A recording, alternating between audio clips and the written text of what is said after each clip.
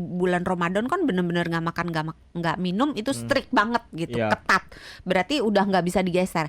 Tapi kan ada jam makannya. Mulai dari setelah buka sampai entar sahur lagi, apa yang dijejelin ke mulut itu akan menentukan apakah kita akan turun berat badan atau malah tetap atau malah naik gitu. Oke, justru kita yang harus jadi perhatian, jadi concernnya adalah bukan soal puasa seberapa lama, tapi apa yang kemudian dilakukan setelah jadi ada jam puasa makannya. dan termasuk kalau kita ngomongin intermittent fasting, kita ngomongin juga bukan soal seberapa lama kita intermittent fasting ya, tapi apa yang kita lakukan juga di saat sudah jendela makannya. Jadi ya. jangan beranggapan bahwa udah intermittent fasting berarti ketika puasa udah menderita, sesudah puasa ketika jendela makan boleh makan sepuasnya.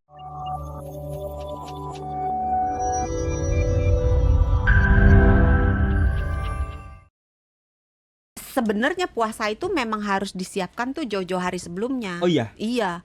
Idealnya berapa lama? Tidurnya sebenarnya 1-3 bulan. Oh iya, tidur tuh benar. Iya, karena kalau misalnya kita nggak nyiapin geser waktu tidur dari sekarang, sekarang aja sebenarnya sudah agak sedikit terlambat. Mestinya 1-3 bulan digeser waktu tidurnya, karena kita nggeser waktu tidur nggak bisa simsalabim ala kadabra. Oh iya. Jadi apa? Kayak si jadi Pak Tarno, prok. Karena kalau yang menjalani ibadah puasa pasti kan bangunnya jam 3 atau jam 2 bahkan udah pada bangun ya kan. Kadang otomatis. Kan kalau ada doanya lagi. Oh ya. Belum kalau malam Lailatul Qadar ya di akhir Ramadan. Kan bakal lebih otomatis jadwal tidurnya pun harus lebih pagi lagi ya. Iya. Oke. Tadi kita udah ngebahas segmen sebelumnya adalah soal ini nih, sumber energi. Saya baru tahu ternyata kalau badan kita efisien. Badan kita itu dibakarnya lewat itu. Pertama jangan sumber badan energi kita dibakar atuh. Iya, badan kita dibakar serem ya. Jadi ngaben jadinya. Iya, ngaben. Ngaben kalau udah nggak ada, kalau masih ada jangan atuh. Saya baru tahu kalau kita tuh ternyata tubuh kita dapetin sumber energi dibakarnya lewat gula dulu kan. Nah, kalau sudah puasanya lebih dari 12 jam diganti tuh ya kan, dibakarnya lewat lemak. Apakah artinya kalau makin lama puasa artinya lemak yang dibakarnya makin banyak? Iya. Iya benar. Benar. Jadi kita makin lama puasa kalau harusnya nih teorinya kalau makin lama puasa kita makin kurus. Makin banyak lemak yang dibakar. Karena lemak-lemak yang bergelantungan di badan kita di tempat yang nggak enak dilihat gitu, itu akan dibakar. Kalau gitu, kalau perutnya buncit, udah aja sih puasa sampai 16, 18, 19 jam deh, biar lemaknya habis. Gitu bener nggak logikanya?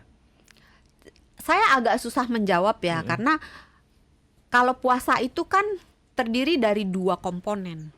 Ketika kita nggak makan dan kalau bulan Ramadan kita nggak minum, dan ketika kita boleh makan dan boleh minum. Nah, kita turun berat badan atau naik berat badan tergantung 2 ini. Kalau yang di bulan Ramadan udah pasti nggak makan nggak minumnya udah nggak geser nih, karena nggak ada tawar menawar kan. Kalau yang intermittent fasting masih bisa tawar menawar, mungkin minumnya agak apalah gitu, yang harusnya minumnya tidak berkalori, dia minumnya es kopi misalnya, es kopi pakai susu misalnya, kan udah jadi dalam tanda kutip batal kan. Tapi kalau di bulan Ramadan kan bener-bener nggak makan nggak minum itu strict banget gitu, ketat.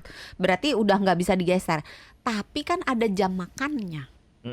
Mulai dari setelah buka sampai entar sahur lagi, apa yang dijejelin ke mulut itu akan menentukan apakah kita akan turun berat badan atau malah tetap atau malah naik gitu. Oke, justru kita yang harus jadi perhatian, jadi concernnya adalah bukan soal puasa seberapa lama, tapi apa yang kemudian dilakukan setelah jadi ada jam makannya. Dan termasuk kalau kita ngomongin intermittent fasting, kita ngomongin juga bukan soal seberapa lama kita intermittent fasting ya, tapi apa yang kita lakukan juga di saat sudah jendela makannya. Jadi ya. jangan beranggapan bahwa udah intermittent fasting berarti ketika puasa udah menderita, sesudah puasa ketika jendela makan boleh makan sepuasnya, makan apa aja.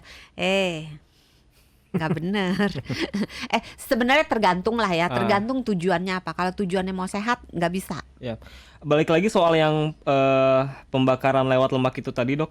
Kalau sudah puasa lebih dari 12 jam, kita mendapatkan sumber energi, pembakarannya lewat lemak, itu unlimited nggak? Seterusnya bakalan membakarnya lewat lemak terus? Enggak, kan lemak, jumlah lemak di dalam tubuh kita yang bisa dibakar juga terbatas. Ada cadangannya gitu. Berarti kalau udah lemaknya habis, lewat apa lagi kalau gitu?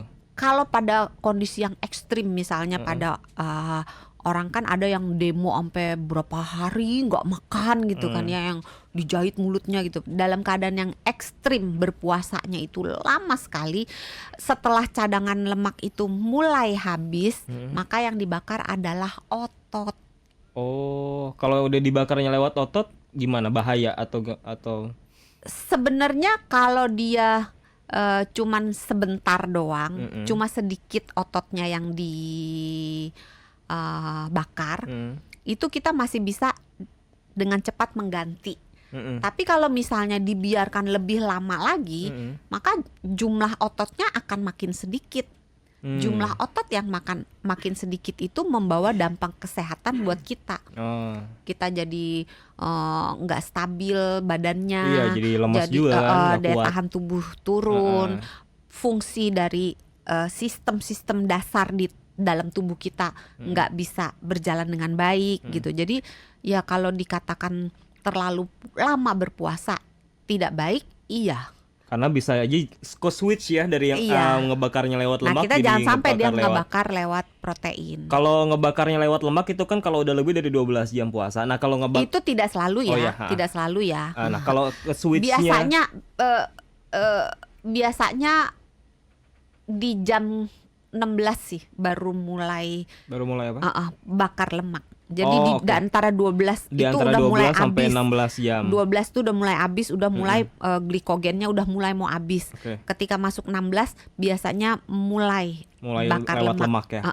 Nah, kalau nge-switch lagi dari lemak ke bakarnya lewat otot itu biasanya kalau udah terjadi berapa jam puasa? Tergantung cadangan lemaknya berapa banyak. Makin banyak cadangan lemaknya, dia akan makin lama. Makin aman. Ibaratnya kalau misalnya kita kaya, tajir melintir, uang di deposito banyak gitu kan, apartemen ada berapa, tanah berapa hektar gitu.